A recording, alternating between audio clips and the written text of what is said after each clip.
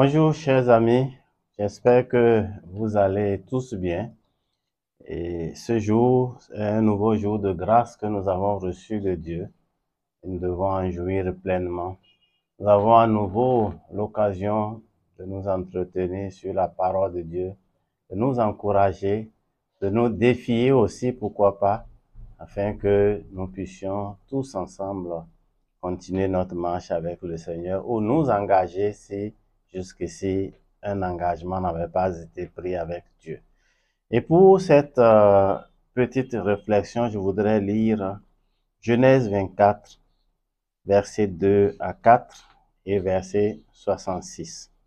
Genèse chapitre 24, versets 2 à 4 et verset 66. Alors, verset 2.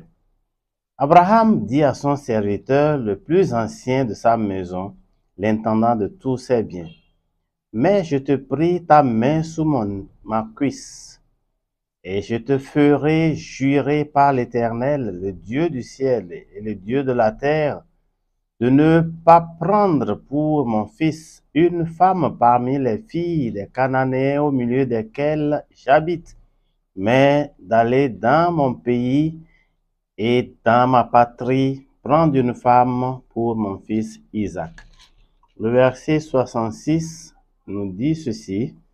Le serviteur raconta à Isaac toutes les choses qu'il avait faites. Il serait intéressant de lire tout le chapitre 24 du livre de la Genèse pour mieux s'imprégner de ce qui s'est passé dans ce laps de temps. En fait, Isaac, c'est bien le fils d'Abraham, l'unique d'ailleurs, pour lequel Abraham était soucieux parce qu'il était en âge de se marier. Et Abraham appelle son serviteur plus ancien, comme nous l'avons lu, pour lui dire, je veux t'envoyer en mission, cette mission s'accomplira sur une terre lointaine, ma patrie, mon origine, disons mon pays d'origine. Et tu iras là-bas, tu chercheras une femme pour mon fils Isaac. Et si on avait lu tout le texte, on se rendra compte que le serviteur a dit à Abraham, je ferai exactement comme tu voudras. Il y est allé en mission, il a accompli, Dieu lui a donné du succès. Et à son retour, il dit à son maître tout ce qu'il avait fait. Le verset 66 pris isolement est incompréhensible, mais je vous dis que c'est le résumé de la mission du serviteur d'Abraham. Il dit donc à son maître tout ce qu'il avait fait. Je voudrais cet après-midi partager avec vous cette petite réflexion, le serviteur que Dieu a créé. Le serviteur que Dieu a créé. Nous sommes chacun pour sa part serviteurs de Dieu. Nous le servons dans différentes sphères de la vie. Et Abraham avait un serviteur, Eliezer, qui devait aller chercher une femme pour son fils. Mais nous, pour notre part, nous avons beaucoup d'autres aspects dans le service de Dieu. Et je voudrais juste partager avec vous quelques caractéristiques du serviteur que Dieu a créé. La première chose que je veux relever, c'est que le serviteur qui est agréable à son maître ne court pas quand il n'est pas envoyé. Il ne se lève pas, il ne programme pas des missions qu'il accomplit de son propre gré, mais il se lève et il court parce que le maître l'a envoyé. Ici, Abraham envoie son serviteur dans sa patrie et lui dit, tu iras chez moi et c'est là-bas que tu choisiras une femme pour mon fils. La deuxième chose, le serviteur qui veut être agréable à son maître va à l'endroit où le maître l'a envoyé. Et il ne va pas faire autre chose. Je veux dire plutôt, il ne va pas à un autre endroit, mais il se rend à l'endroit indiqué par celui qui l'a mandaté, celui qui l'a envoyé.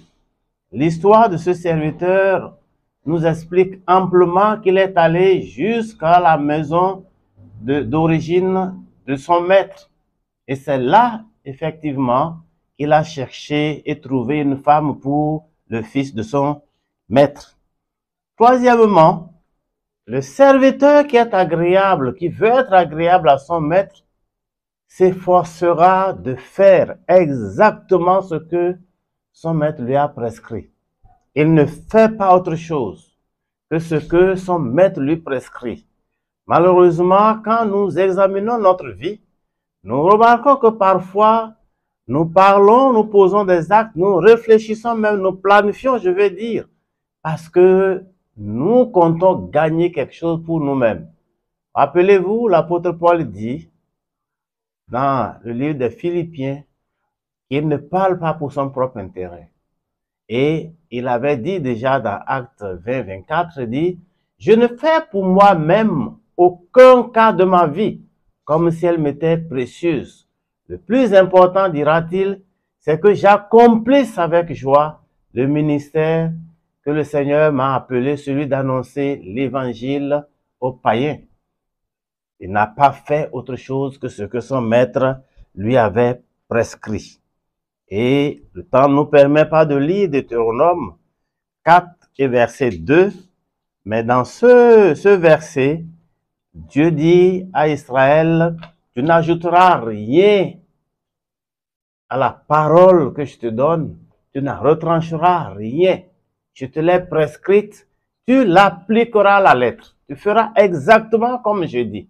Si nous voulons être serviteurs de Dieu, servants du Seigneur, nous devons apprendre à faire les choses telles qu'elles nous sont prescrites par Dieu. Si nous faisons autrement, Dieu ne sera pas avec nous, nous n'aurons pas la récompense de nos engagements et même l'œuvre pour laquelle nous nous battrons ne va jamais prospérer. Quatrième chose, le serviteur agréable au Seigneur ne parle pas de lui-même. Une fois encore, ne parle pas de lui-même, mais il parle de celui qui l'a envoyé. Il parle des merveilles de son maître. Il dit ce que son maître est et dit ce que son maître lui a demandé de dire. Psaume 77, verset 13. Psaume 77, 13, il est dit ce qui suit.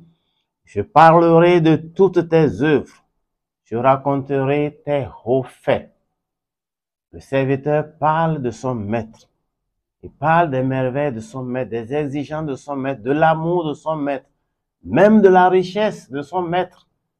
Parce que il est serviteur, il est appelé à agir comme le maître le lui demande.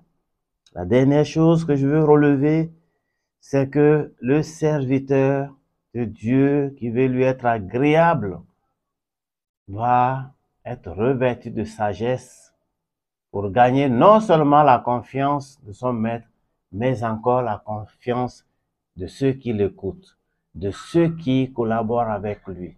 Il doit être revêtu de sagesse pour agir et pour faire accepter son maître qui l'a envoyé. Partout où nous passerons, frères, sœurs, chers amis, soyons toujours des gens pleins de sagesse, des gens qui ne se mixent pas dans n'importe quelle histoire, des gens qui cherchent à élever Dieu par leur ministère, des gens tout simplement qui travaillent pour la gloire de Dieu et la gloire de Dieu seul. Je prie que Dieu soutienne chacun de nous qui sommes engagés dans son champ et qu'il nous accorde chaque jour encore d'autres vertus pour que, mis ensemble et à son service, nous puissions lui devenir de plus en plus semblables. Que Dieu bénisse chacun de nous et agréable après-midi à tous et à bientôt.